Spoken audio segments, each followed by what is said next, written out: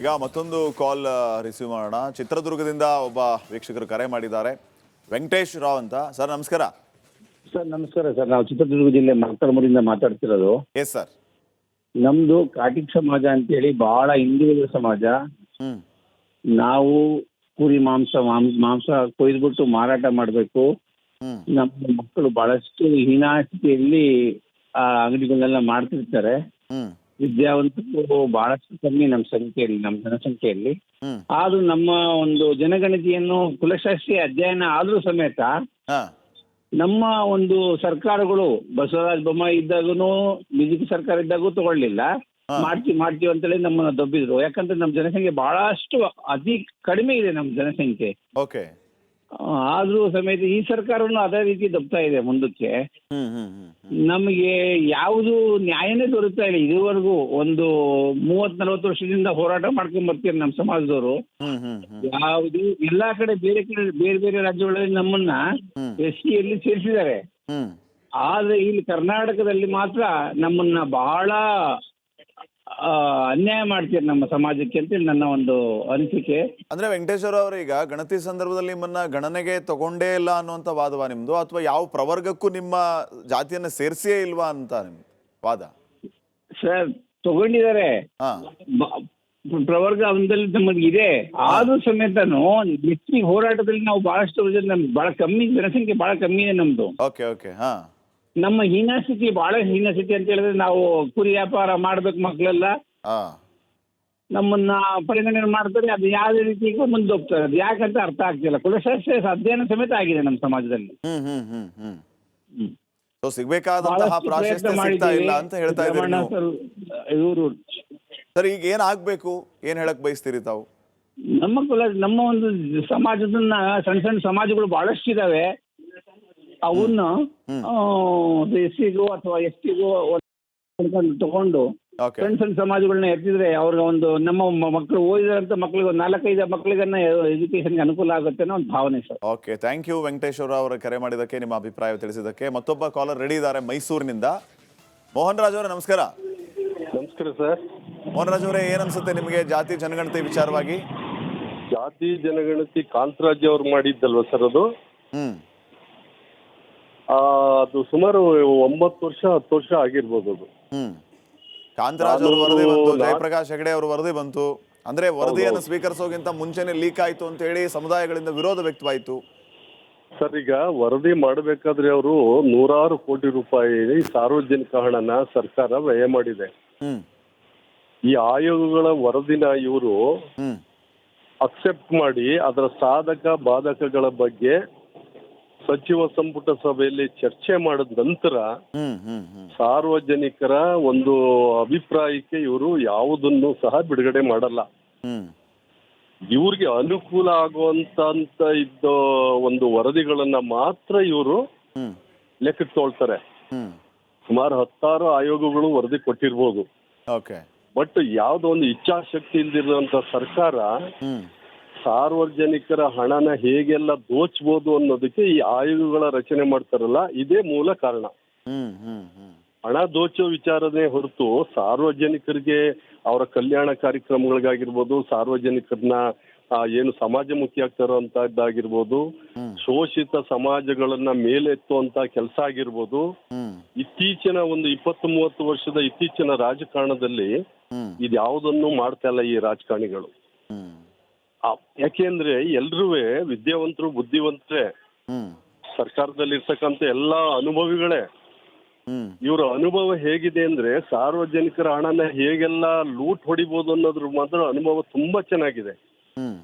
ಶೋಷಿತ ಸಮುದಾಯಗಳನ್ನ ಮೇಲೆತ್ತುವಂತ ಕೆಲಸನ ಯಾರು ಮಾಡ್ತಾ ಇಲ್ಲ ಈಗ. ಕೇವಲ ಕೆಲವು ಜಾತಿಗಳನ್ನ ಓಲೈಕೆ ಮಾಡೋದು, ಇನ್ಯಾವುದೋ ಜಾತಿಗಳನ್ನ ತುಳಿಯುವಂತ ಕೆಲಸ ಮಾಡೋದು, ಆ ಬೇರೆ ಜಾತಿಗಳ ಜನಸಂಖ್ಯೆನ ಕಡಿಮೆ ತೋರಿಸೋದು. ಇವರು ನಾವು ಹೆಚ್ಚಿಗೆ ಇದ್ದೀವಿ ಅನ್ನೋ ಒಂದು ಕಾನ್ಸೆಪ್ಟ್ ಇಟ್ಕೊಂಡು ಇವರು ರಾಜಕಾರಣ ಮಾಡ್ತಾ ಇದ್ದಾರೆ ಹೊರತು ಕರ್ನಾಟಕ ರಾಜ್ಯನ ಸರ್ವಾಂಗೀಣ ಅಭಿವೃದ್ಧಿನ ಮರ್ತಿರ್ತಕ್ಕಂಥ ಇತ್ತೀಚಿನ ರಾಜಕಾರಣಿಗಳು ನಿಜವಾಗ್ಲೂ ರಾಜಕಾರಣ ಅಂದ್ರೆ ಈಗ ಒಂಥರ ಹೇಸಿಗೆ ಆಗೋ ಒಂದು ವಿಚಾರ ಅಂತಾನೆ ಹೇಳ್ಬೋದು sir. Okay, fine. Thank you Mohan Raj ಅವರೇ, ನಿಮ್ಮ ಅಭಿಪ್ರಾಯವನ್ನು ತಿಳಿಸಿದ್ದಕ್ಕೆ. ಈಗ ಶ್ರೀನಿವಾಸ್ ಅಂತ ಕರೆ ಮಾಡಿದ್ದಾರೆ. ನಮಸ್ಕಾರ. ಸರ್ ಸರ್ ನಮಸ್ತೆ. ನಮ್ದು ಬೆಂಗಳೂರು ಯಲಹಂಕ ಗಂಟಗನಹಳ್ಳಿ ಅಂತ. ಓಕೆ. ಸರ್ ಈಗ ಜಾತಿ ಗಣತಿ ಅವಶ್ಯಕತೆ ಇಲ್ವಲ್ಲ ಸರ್? ಜಾತಿ ಗಣತಿ ಯಾಕೆ ಸರ್ ಮಾಡಬೇಕು? ಯಾರು ಬಡವರು ಇದ್ದಾರೆ ಅವ್ರು ಬಡವ್ರನ್ನ ಮಾತ್ರ ಗುರ್ತಿಸ್ಬೇಕು ಸರ್. ಜಾತಿ ಆಧಾರದ ಮೇಲೆ ಯಾಕೆ ಸರ್ ಗುರ್ತಿಸ್ಬೇಕು? ಜಾತಿನೇ ಬೇಡ ಅಂತಿದ್ದೀರಿ ನೀವು? ಹೌದು ಸರ್. ಹ್ಮ್ ಈಗ ಮೇಲು ಕೀಳು ಅಂತ ಸರ್ಕಾರನೇ ಮೇಲು ಕೀಳು ಅಂತ ಮಾಡುತ್ತಲ್ಲ ಸರ್, ಜಾತಿ ತೋರಿಸಿ. ಹ್ಮ್ ಹ್ಮ್ ಹ್ಮ್ ಮತ್ತೆ ಜನಗಣತಿ ಅಷ್ಟೇ ಸರ್. ಜನಗಣತಿ ಒಂದು ಮಗು ಹುಟ್ಟು ಆಧಾರ್ ಕಾರ್ಡ್ ಅಲ್ಲಿ ಆಧಾರ್ ಕಾರ್ಡ್ ಹ್ಮ್ ಜನಗಣತಿ ಯಾಕೆ ಸರ್ ಮಾಡಬೇಕು? ಅದರಲ್ಲೇ ಸಿಗುತ್ತಲ್ಲ ಸರ್ ಭಾರತದಲ್ಲಿ ಎಷ್ಟು ಜನ ಆಧಾರ್ ಕಾರ್ಡ್ ಇದೆ, ಎಷ್ಟು ಜನ ಜನಸಂಖ್ಯೆ ಇದೆ ಅಂತ. ಸರ್ಕಾರದ ಉತ್ತರ ಕೊಡುತ್ತಲ್ಲ ಶ್ರೀನಿವಾಸ್ ಅವರೇ. ಈಗ ಯಾಕೆ ನಾವು ಜಾತಿ ಗಣತಿ ಮಾಡ್ತೀವಿ? ಸಮಾಜದಲ್ಲಿ ಹಿಂದುಳಿದ ವರ್ಗಗಳು ಅಂತ ಗುರುತಿಸೋದು, ಎಲ್ಲಾ ರೀತಿಯಿಂದ ಹಿಂದುಳಿದವ್ರನ್ನ ಗುರುತಿಸಿ ಅವ್ರನ್ನ ಮುಂದೆ ತಗೊಂಡ್ಬರ್ಬೇಕು, ಸಮಾಜದಲ್ಲಿ ಸಮಾನತೆಯಿಂದ ಬಾಳ್ಬೇಕು ಅನ್ನೋಂಥ ಉದ್ದೇಶದಿಂದ ಮಾಡ್ತೀವಿ ಅಂತ ಹೇಳ್ತಾರೆ. ಸರಿ, ಅದನ್ನ ಜಾತಿ ಹೆಸರುಳಿ ಯಾಕೆ ಗುರುತಿಸ್ತೀರಾ? ಜಾತಿ ಹೆಸರುಳಿ ಗುರುತಿಸೋದ್ ಬೇಡ, ಎಲ್ಲರಿಗೂ ನ್ಯಾಯ ಕೊಡ್ಸೋಣ. ಬಡವ್ರನ್ನ ಗುರುತಿಸಿ, ಅದನ್ನ ಜಾತಿ ಹೆಸರುಳಿ ಗುರುತಿಸೋದ್ ಬೇಡ. Fine fine fine. ಸಮಾನತೆ ಅಂದ್ರೆ ಅಲ್ಲಿ ಸಮಾನತೆ ಬರುತ್ತಲ್ಲ ಸರ್ ಅದು. ಹಿಂದುಳಿದವರು ಮುಂದುಳಿದವರು ಅಂತ ಗುರುತಿಸೋಣ, ಜಾತಿ ಬೇಡವೇ ಬೇಡ ಅಂತ ನೀವು ಹೇಳ್ತಾ ಇದ್ದೀರಿ. Okay fine, thank you Srinivas ಅವರೇ ಕರೆ ಮಾಡಿದ್ದಕ್ಕೆ. ಮತ್ತೊಬ್ಬ ಕಾಲರ್ ರೆಡಿ ಇದ್ದಾರೆ, ಪುಟ್ಟರಾಜು ಅಂತ. ನಮಸ್ಕಾರ ಸರ್. ನಮಸ್ತೆ ಸರ್. ಪುಟ್ಟಪ್ಪ ಅವರು? ಹೌದು ಸರ್, ನಮಸ್ತೆ ಸರ್. ನಮಸ್ಕಾರ ಪುಟ್ಟಪ್ಪ ಅವರೇ, ಏನಂತೀರಿ? ಏನ್ ಅಭಿಪ್ರಾಯ ನಿಮ್ದು? ಸರ್ ನಮ್ದು ಈಗ ಹಿಂದುಳಿದ ವರ್ಗದಲ್ಲ ಸರ್, ಮೊನ್ನೆ ಒಂದು ಒಳ ಮೀಸಲಾತಿ ಮಾಡಿದ್ಲ ಸರ್ ನಮ್ಮ ಪರಿಶಿಷ್ಟ ಜಾತಿಯಲ್ಲಿ. ಅದರಲ್ಲಿ ಸರ್ ನಮ್ಮದು ಕೊರಮ ಕೊರಚ ಸಮಾಜ ಸರ್. ನಮ್ದು ಆರ್ಥಿಕವಾಗಿ ಬಹಳ ಶೈಕ್ಷಣಿಕವಾಗಿ ಹಿಂದುಳಿದಂತ ನಮ್ದೊಂದು ಕೆಟಗರಿ ಸರ್. ನೀವು ಒಳ ಮೀಸಲಾತಿ ಬಗ್ಗೆ ಮಾತಾಡ್ತಾ ಇದ್ದೀರಾ? ಹೌದು ಸರ್. ಓಕೆ. ಹಾಗಾಗಿ ಅದು ನಮ್ಮ ಕೊರಮ ಕೊರಚ ಸಮಾಜಕ್ಕೆ 4.5% ಮೀಸಲಾತಿ ಕೊಟ್ಟು ಓಕೆ ಓಕೆ ಅದರಲ್ಲಿ 63 ಕೆಟಗರಿಯನ್ನು ಸೇರಿಸಿದ್ರೆ ನೋಡಿದ್ರೆ ಸರ್ ನಮ್ಮದು ಜನಸಂಖ್ಯೆ ಕೂಡ ಕಡಿಮೆ. ಹಾಗಾಗಿ ಮತ್ತೆ ನಮ್ದು ಸಮಾಜವನ್ನು ಅದಕ್ಕೆ ಪ್ರವರ್ಗ ಸಿ ಅಡಿಯಲ್ಲಿ ಒಂದು ಮೀಸಲಾತಿ ಕೊಟ್ಟು ನಮಗೆ ಅಂದ್ರೆ ಆಕ್ಚುಲಿ ಇವತ್ತಿನ ಕ್ಯಾಬಿನೆಟ್ ಮೀಟಿಂಗ್ ಅಲ್ಲಿ ಇವತ್ತು ಇನ್ನೊಂದು ಅಪ್ಡೇಟ್ ಬಂದಿದೆ. ನೀವು ರಿಪಬ್ಲಿಕ್ ಕನ್ನಡ ನೋಡ್ತಾ ಇರಿ, ಅಪ್ಡೇಟ್ ಏನಂತ ಹೇಳ್ತೀವಿ. ಥ್ಯಾಂಕ್ ಯು ಪುಟ್ಟಪ್ಪ ಅವರೇ ಕರೆ ಮಾಡಿದಕ್ಕೆ. ಈಗ ಮತ್ತೊಂದು ಕಾಲ್ ರಿಸೀವ್ ಮಾಡೋಣ. ಚಿತ್ರದುರ್ಗದಿಂದ ಒಬ್ಬ ವೀಕ್ಷಕರು ಕರೆ ಮಾಡಿದ್ದಾರೆ, ವೆಂಕಟೇಶ್ ರಾವ್ ಅಂತ. ಸರ್ ನಮಸ್ಕಾರ.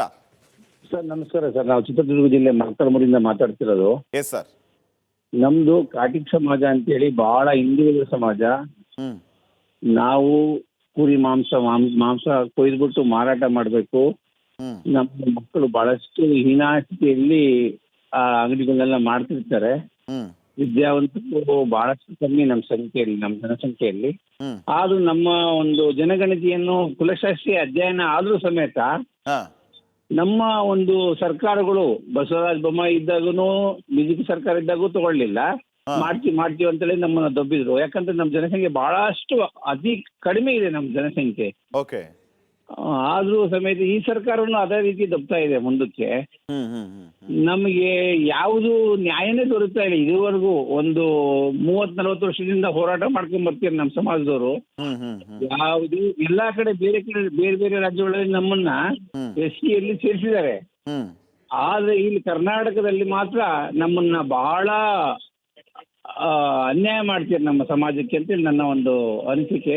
ಅಂದ್ರೆ ವೆಂಕಟೇಶ್ವರ ಅವರು, ಈಗ ಗಣತಿ ಸಂದರ್ಭದಲ್ಲಿ ನಿಮ್ಮನ್ನ ಗಣನೆಗೆ ತಗೊಂಡೇ ಇಲ್ಲ ಅನ್ನುವಂತ ವಾದವಾ ನಿಮ್ದು, ಅಥವಾ ಯಾವ ಪ್ರವರ್ಗಕ್ಕೂ ನಿಮ್ಮ ಜಾತಿಯನ್ನ ಸೇರಿಸಿಯೇ ಇಲ್ವಾ ಅಂತ ನಿಮ್ ವಾದ? ಸರ್ ತಗೊಂಡಿದ್ದಾರೆ, ಪ್ರವರ್ಗ ಒಂದಲ್ಲಿ ನಮಗೆ ಇದೆ.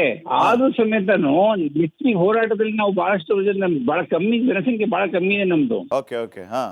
ನಮ್ಮ ಹೀನಾಸ್ಥಿತಿ ಬಹಳ ಹೀನಾಸ್ಥಿತಿ ಅಂತ ಹೇಳಿದ್ರೆ ನಾವು ಕುರಿ ವ್ಯಾಪಾರ ಮಾಡ್ಬೇಕು, ಮಕ್ಕಳೆಲ್ಲ ನಮ್ಮನ್ನ ಪರಿಗಣನೆ ಮಾಡ್ತಾರೆ. ಅದು ಯಾವುದೇ ರೀತಿ ಮುಂದೆ ಹೋಗ್ತಾರೆ, ಅದು ಯಾಕಂತ ಅರ್ಥ ಆಗ್ತಿಲ್ಲ. ಕುಲಶಾಸ್ತ್ರ ಅಧ್ಯಯನ ಸಮೇತ ಆಗಿದೆ ನಮ್ಮ ಸಮಾಜದಲ್ಲಿ. ಸಿಗ್ಬೇಕಾದಂತಹ ಪ್ರಾಶಸ್ತ್ಯ ಸಿಗ್ತಾ ಇಲ್ಲ ಅಂತ ಹೇಳ್ತಾ ಇದ್ದಾರೆ ಇವರು. ಸರ್ ಈಗ ಏನ್ ಆಗ್ಬೇಕು, ಏನ್ ಹೇಳಕ್ ಬಯಸ್ತೀರಿ ತಾವು? ನಮ್ಮ ಒಂದು ಸಮಾಜದನ್ನ ಸಣ್ಣ ಸಮಾಜಗಳು ಬಹಳಷ್ಟು ಇದಾವೆ. ಅವನ್ನ SC-ಗೋ ಅಥವಾ ST-ಗೋ ತಗೊಂಡು ಸಣ್ಣ ಸಮಾಜಗಳನ್ನ ಎತ್ತಿದ್ರೆ ಅವ್ರಿಗೆ ಒಂದು ನಮ್ಮ ಮಕ್ಕಳು ಓದಿದಂತ ಮಕ್ಕಳಿಗೆ 4-5 ಮಕ್ಕಳಿಗನ್ನ ಎಜುಕೇಶನ್ಗೆ ಅನುಕೂಲ ಆಗುತ್ತೆ ಅನ್ನೋ ಒಂದು ಭಾವನೆ sir. Okay, thank you Venkateshwara ಅವರ ಕರೆ ಮಾಡಿದ್ದಕ್ಕೆ, ನಿಮ್ಮ ಅಭಿಪ್ರಾಯ ತಿಳಿಸಿದ್ದಕ್ಕೆ. ಮತ್ತೊಬ್ಬ ಕಾಲರ್ ರೆಡಿ ಇದ್ದಾರೆ ಮೈಸೂರಿನಿಂದ. ಮೋಹನ್ ರಾಜ್ ಅವರೇ ನಮಸ್ಕಾರ. ನಮಸ್ಕಾರ ಸರ್. ಮೋಹನ್ ರಾಜ್ ಅವರೇ, ಏನ್ ಅನ್ಸುತ್ತೆ ನಿಮಗೆ ಜಾತಿ ಜನಗಣತಿ ವಿಚಾರವಾಗಿ?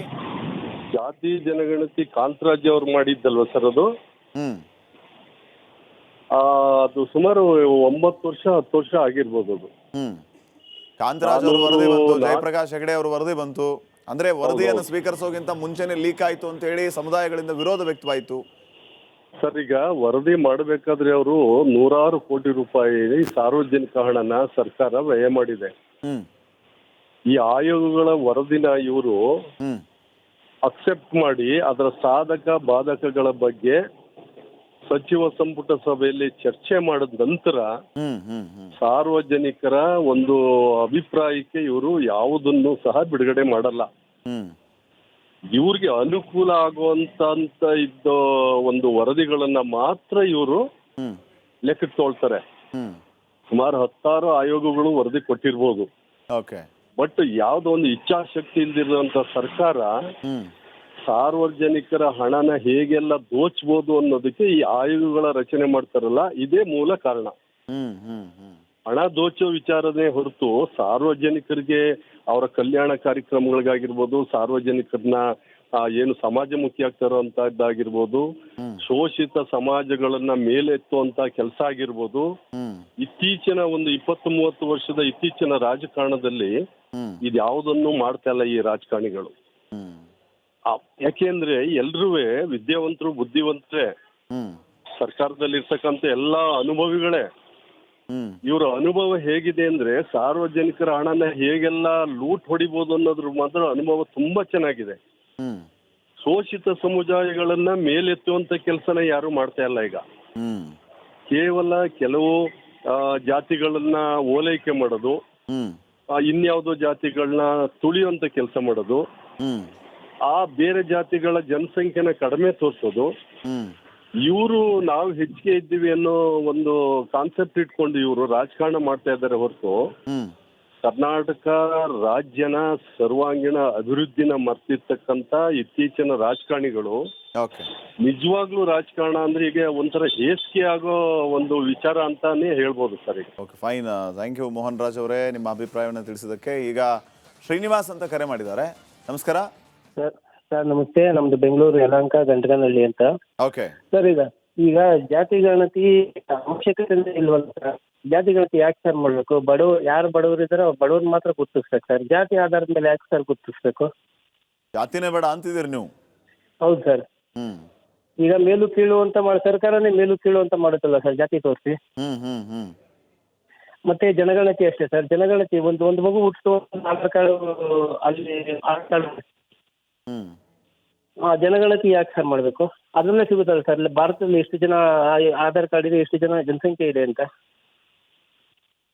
ಸರ್ಕಾರದ ಉತ್ತರ ಕೊಡುತ್ತಲ್ಲ ಶ್ರೀನಿವಾಸ್ ಅವರೇ. ಈಗ ಯಾಕೆ ನಾವು ಜಾತಿ ಗಣತಿ ಮಾಡ್ತೀವಿ? ಸಮಾಜದಲ್ಲಿ ಹಿಂದುಳಿದ ವರ್ಗಗಳು ಅಂತ ಗುರುತಿಸೋದು, ಎಲ್ಲಾ ರೀತಿಯಿಂದ ಹಿಂದುಳಿದವ್ರನ್ನ ಗುರುತಿಸಿ ಅವ್ರನ್ನ ಮುಂದೆ ತಗೊಂಡ್ಬರ್ಬೇಕು, ಸಮಾಜದಲ್ಲಿ ಸಮಾನತೆಯಿಂದ ಬಾಳ್ಬೇಕು ಅನ್ನೋಂಥ ಉದ್ದೇಶದಿಂದ ಮಾಡ್ತೀವಿ ಅಂತ ಹೇಳ್ತಾರೆ. ಸರಿ, ಅದನ್ನ ಜಾತಿ ಹೆಸರೇಳಿ ಯಾಕೆ ಗುರುತಿಸ್ತೀರಾ? ಜಾತಿ ಹೆಸರೇಳಿ ಗುರುತಿಸೋದ್ ಬೇಡ, ಎಲ್ಲರಿಗೂ ನ್ಯಾಯ ಕೊಡ್ಸೋಣ. ಬಡವರು ಗುರುತಿಸಿ, ಅದನ್ನ ಜಾತಿ ಹೆಸರೇಳಿ ಗುರುತಿಸೋದ್ ಬೇಡ. ಸಮಾನತೆ ಅಂದ್ರೆ ಅಲ್ಲಿ ಸಮಾನತೆ ಬರುತ್ತಲ್ಲ ಸರ್ ಅದು. ಹಿಂದುಳಿದವರು ಮುಂದುಳಿದವರು ಅಂತ ಗುರುತಿಸೋಣ, ಜಾತಿ ಬೇಡವೇ ಬೇಡ ಅಂತ ನೀವು ಹೇಳ್ತಾ ಇದ್ದೀರಿ. Okay, fine. Thank you Srinivas ಅವರೇ ಕರೆ ಮಾಡಿದ್ದಕ್ಕೆ. ಮತ್ತೊಬ್ಬ ಕಾಲರ್ ರೆಡಿ ಇದ್ದಾರೆ, ಪುಟ್ಟರಾಜು ಅಂತ. ನಮಸ್ಕಾರ ಸರ್. ನಮಸ್ತೆ ಸರ್. ಪುಟ್ಟಪ್ಪ ಅವರು? ಹೌದು ಸರ್, ನಮಸ್ತೆ ಸರ್. ನಮಸ್ಕಾರ ಪುಟ್ಟಪ್ಪ ಅವರೇ, ಏನಂತೀರಿ? ಏನ್ ಅಭಿಪ್ರಾಯ ನಿಮ್ದು? ಸರ್, ನಮ್ದು ಈಗ ಹಿಂದುಳಿದ ವರ್ಗದಲ್ಲ ಸರ್, ಮೊನ್ನೆ ಒಂದು ಒಳ ಮೀಸಲಾತಿ ಮಾಡಿದ್ಲ ಸರ್ ನಮ್ಮ ಪರಿಶಿಷ್ಟ ಜಾತಿಯಲ್ಲಿ. ಅದರಲ್ಲಿ ಸರ್ ನಮ್ಮದು ಕೊರಮ ಕೊರಚ ಸಮಾಜ ಸರ್. ನಮ್ದು ಆರ್ಥಿಕವಾಗಿ ಬಹಳ ಶೈಕ್ಷಣಿಕವಾಗಿ ಹಿಂದುಳಿದಂತ ನಮ್ದೊಂದು ಕೆಟಗರಿ ಸರ್. ನೀವು ಒಳ ಮೀಸಲಾತಿ ಬಗ್ಗೆ ಮಾತಾಡ್ತಾ ಇದ್ದೀರಾ? ಹೌದು ಸರ್. ಓಕೆ. ಹಾಗಾಗಿ ಅದು ನಮ್ಮ ಕೊರಮ ಕೊರಚ ಸಮಾಜಕ್ಕೆ 4.5% ಮೀಸಲಾತಿ ಕೊಟ್ಟು ಓಕೆ ಓಕೆ ಅದರಲ್ಲಿ 63 ಕೆಟಗರಿಯನ್ನು ಸೇರಿಸಿದ್ರೆ ನೋಡಿದ್ರೆ ಸರ್ ನಮ್ಮದು ಜನಸಂಖ್ಯೆ ಕೂಡ ಕಡಿಮೆ. ಹಾಗಾಗಿ ಮತ್ತೆ ನಮ್ದು ಸಮಾಜವನ್ನು ಅದಕ್ಕೆ ಪ್ರವರ್ಗ ಸಿ ಅಡಿಯಲ್ಲಿ ಒಂದು ಮೀಸಲಾತಿ ಕೊಟ್ಟು ನಮಗೆ ಅಂದ್ರೆ ಆಕ್ಚುಲಿ ಇವತ್ತಿನ ಕ್ಯಾಬಿನೆಟ್ ಮೀಟಿಂಗ್ ಅಲ್ಲಿ ಇವತ್ತು ಇನ್ನೊಂದು ಅಪ್ಡೇಟ್ ಬಂದಿದೆ. ನೀವು ರಿಪಬ್ಲಿಕ್ ಕನ್ನಡ ನೋಡ್ತಾ ಇರಿ, ಅಪ್ಡೇಟ್ ಏನಂತ ಹೇಳ್ತೀವಿ. ಥ್ಯಾಂಕ್ ಯು ಪುಟ್ಟಪ್ಪ ಅವರೇ ಕರೆ ಮಾಡಿದಕ್ಕೆ.